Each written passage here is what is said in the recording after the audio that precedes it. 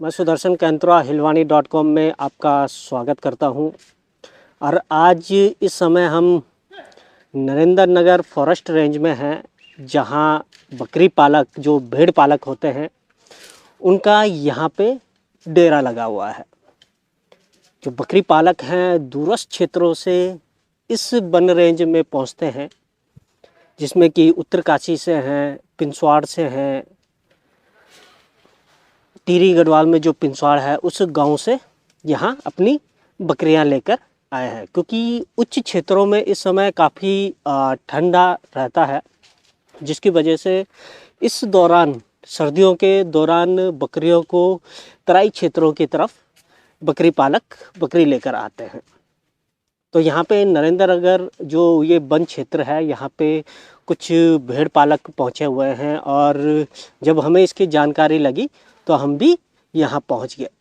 बकरी पालन जो आप करते हैं, कहाँ कहाँ से बकरियाँ, मतलब कहाँ से यहाँ जो पहुँचते हैं, कहाँ कहाँ होते हैं? ये जैसा भटवाड़ी हुआ, डुंडा हुआ न, ये द्रासो बैड हुआ, ये यहाँ हुआ चंबा, और चंबा से फिर इधर निकल गए नांगनी बाजार में। नागनी के बाद आप यहाँ पहुँचते हैं। हमारे पास हो गए टोटल 300 तक हो जाएगा। उसमें बकरियाँ कितनी हैं और भेड़ कितनी हैं? तो 100 होगा, 100 बकरियाँ 100 भेड़िया।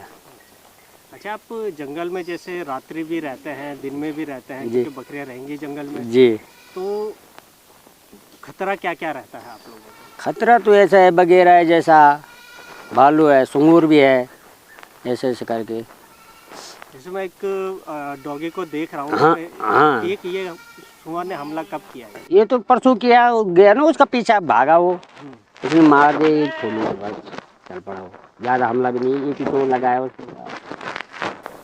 इसके बाद यहाँ के बाद अब कहाँ जाएंगे आप? अब इधर ही है, अभी तक तो इधर ही है, 1 महीने तक तो इधर ही है। तब उसकी बात अब आराम चल ही फिर ऊपर के लिए फिर हर्षिल जाएंगे। फिर हर्षिल से आगे कहाँ तक जाते हैं? सीधे बुढ़ा केदार जाओगे और वहाँ कूच कल्याण जाएंगे। कूच कल्याण जाएंगे।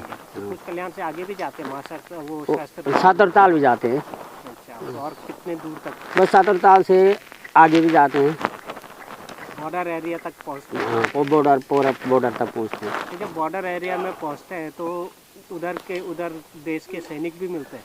वो तो मिलते हैं, वो भी मिल जाते हैं, वो भी मिल जाते हैं ऊपर लास्ट बॉर्डर पे। तो छुट्टी कब लेते हो, घर कब जाते हो? अरे ऐसा है, कभी 1 महीने में, कभी 2 महीने में, कभी 3 महीने में, जैसा कोई साथी हुआ ना। जैसा अब बहुत आदमी हो गया तो चलो भाई आप तो चले जा, कल मैं जाऊंगा, परसों तो जाएगा, ऐसे करके बस। मतलब कभी कोई जाता है, कभी कोई जाते, कभी कोई जाते, ऐसे नहीं कि अकेले भी नहीं जाते, ये माल छूटता भी नहीं ऐसा। बस इसलिए जो है, अब जैसा बहुत आदमी हो गया, चलो भाई 1 महीने के लिए तो चले जा, 1 महीने के लिए मैं, 1 महीने के लिए दूसरा, ऐसे करके। जैसे जंगलों में रहते हैं तो जंगली जानवरों की डर तो होता ही है। और क्या क्या समस्याएं होती हैं जो आप लोगों को मतलब कि जंगलों में होती है?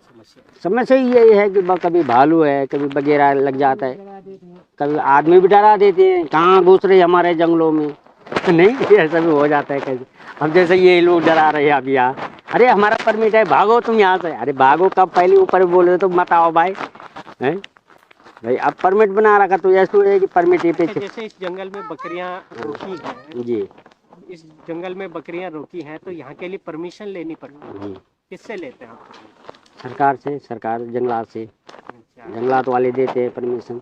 अच्छा, तो उसके लिए कुछ शुल्क देना पड़ता है? कितना देते हैं? अब जैसे सरकार बोलेगा 2000, 3000, 5000, 10,000 तक भी महीने के हिसाब से लेते हैं? बकरी का 2 रुपये, मतलब एक बकरी का एक दिन का 2 रुपये? 2 रुपये 6 महीने, 6 महीने का 2 रुपये? 2 रुपये।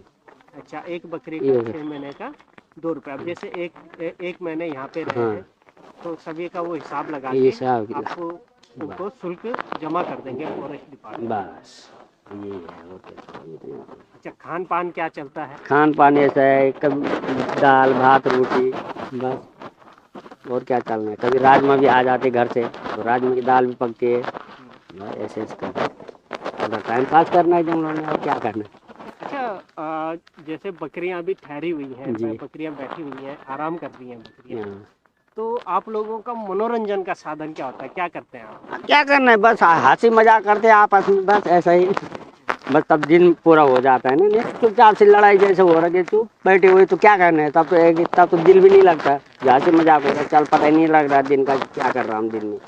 बकरी चुंगा रहा कि हंस रहा कि मजाक कर रहा, ऐसे चलते हैं, क्या करना है। तो दोस्तों ये भेड़ आप देख रहे हैं, और जो भेड़ की ऊन से आपने कई गर्म कपड़े पहने होंगे। तो इस समय जो भेड़ होते हैं, जो भेड़ पालक होते हैं, इनकी ऊन भी निकालते हैं, मतलब कि उनके ऊन को निकालकर उन्हें विभाग को बेचते भी हैं। तो ये जो भेड़ हैं, इनकी साल में 2 बार इनसे ऊन निकाली जाती है। एक भादों यानी कि जुलाई अगस्त सितंबर के टाइम पे, और एक इस समय निकाली जाती है दिसंबर और जनवरी के टाइम पे। तो इस समय भेड़ पालक भेड़ों की ऊन भी निकाल रहे हैं, और जब ये ऊन निकलती है तो उससे हम कई गर्म कपड़े पहनते हैं, और हम लोग जो भेड़ की ऊन होती है उसके बने हुए कपड़ों को सर्दियों में काफ़ी पसंद करते हैं। जो बकरियों जो भेड़ इनकी ऊन किस किस दौरान काटी जाती है? ये काटे जाते भादों के, तो भादों के ऊन जो है ये लोग ले जाते हैं, ने काटते हैं, हाथ से काटते हैं, कोई हाथ से बुनते हैं, कुछ मशीन पे बुना जाते हैं।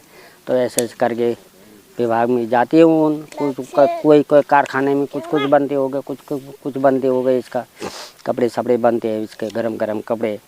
बस ऐसे ऐसे करके। कितने टाइम करती है साल में? साल में तो 2 बार करते हैं ना साल में, बस।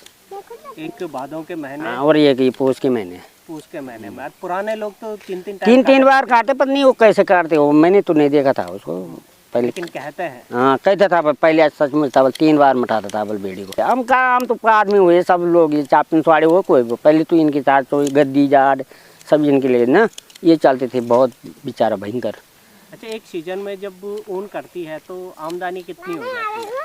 हाँ, जैसा रेट जाएगा वो, जैसा रेट का प्रभाव। रेट क्या जाता है? 25 रुपया किलो, 30 रुपया किलो, 40 रुपया किलो, ऐसे ऐसे करके जाते हैं।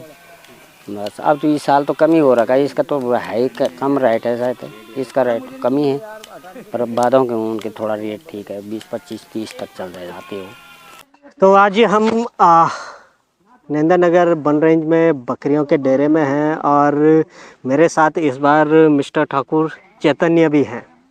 बोला कि पापा मुझे भी बकरियां देखने जाना है, तो हम यहाँ पे बकरियों के डेरे में पहुँचे हुए हैं। तो यहाँ पे चैतन्य को छोटे छोटे बहुत सारे पप्पी दिखाई दिए, जो गद्दी भोटिया जो पप्पी होते हैं, यहाँ पे 3-4 पप्पी थे, उनसे चैतन्य मिला। साथ ही यहाँ पे जो भेड़ पालक या बकरी पालक हैं, उनके द्वारा भेड़ों की जो उनकी ऊन होती है वो निकाली जा रही थी। साथ ही यहाँ पे काफ़ी सारी भेड़ भी थी, बकरियाँ भी थी। बकरियाँ दोनों अलग प्रवृत्ति की होती हैं, तो झुंड में अपने अपने झुंड बना के अलग अलग रह रही थी। तो साथ ही जब मेरे यहाँ पे भेड़ पालकों या बकरी पालकों से बात हुई, तो उनका कहना है कि समस्याएं बहुत रहती हैं, क्योंकि जंगल टू जंगल भटकते हुए वो आगे बढ़ते हैं। बकरियां साथ में होती हैं, जंगली जानवर का खतरा होता है, बरसात होती है, ठंड होती है। तो इन समस्याओं को पार पाकर वो अपना बकरी पालन करते हैं। साथ ही पानी देखना पड़ता है, पानी कहाँ पर है, कहाँ पे उनकी बकरियां सुरक्षित रही। साथ ये भी देखना बहुत ज़रूरी होता है कि हमारे लिए सही जगह कौन सी है, जहाँ पे हम लोग सुरक्षित रह सकें, साथ में हमारी बकरियां सुरक्षित रह सकें।